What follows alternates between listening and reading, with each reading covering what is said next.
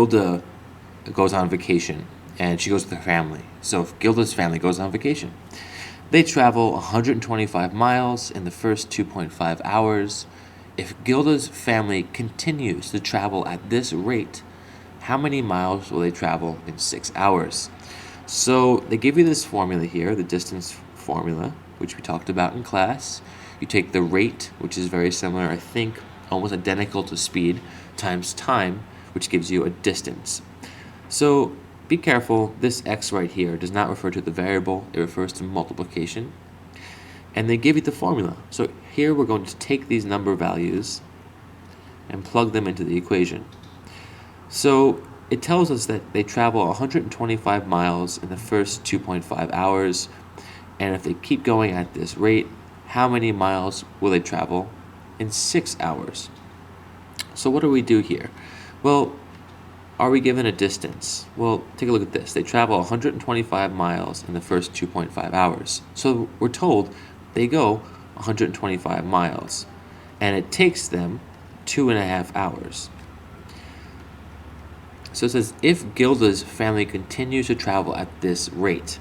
So we're told it's 125 miles for every 2.5 hours. Let's plug that into our equation and simplify it.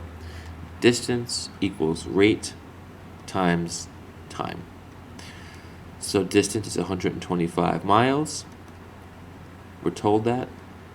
Equals rate, we don't know that yet, times 2.5 hours. So if the rate times 2.5 hours gives me 125 miles, then 125 miles, using the inverse operation, divided by 2.5 will give me the rate. So here we could do the division ourselves, but this is a part 2 question and use a calculator. So I'm going to use a calculator, but I would like you to show your work with long division, or at least try it. Here we have 125 divided by 2.5, which is 50. So our rate is 50 miles for every hour. I'm going to write that in correctly. I should have done that. So when you write out a rate, it's very important to keep track of your units, otherwise you can get confused. It's 50 miles per every hour, mph.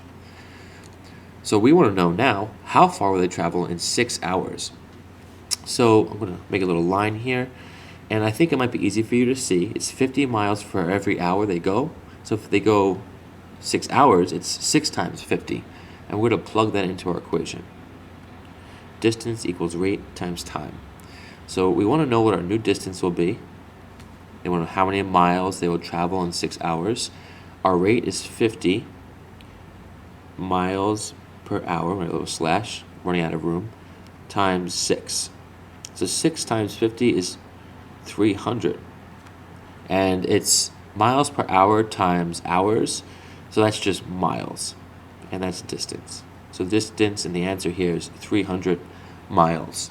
A quick note, when I did the miles per hour times the hours, that was the rate times the time, I just get miles.